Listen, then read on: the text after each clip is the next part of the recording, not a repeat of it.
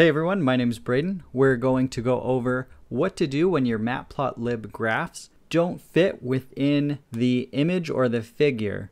We're going to go over two different methods to fit everything onto one image without it overflowing. First is plt.tightLayout, and the second is bboxinches equals tight. So we're in Jupyter Notebook here. We're going to import Matplotlib as plt.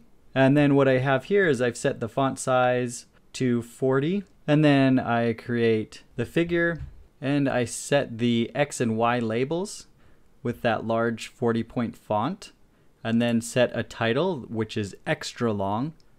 So if we run this, in Matplotlib it looks like everything is fine. We can see everything. However, when we open up this saved image here, what happens is that these large labels are getting cropped or cut off of our image. And what we can do to solve that problem most oftentimes is use plt.tightLayout.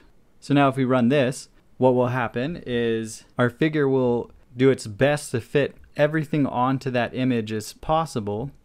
And we can see that it helped here with the Y label and X label. However, when we have extra content on our figures, that can still be a problem. So what I've found is that if we use this argument here, when we save our figure, bboxinches equals tight, that it will help to get our entire figure and text onto our image.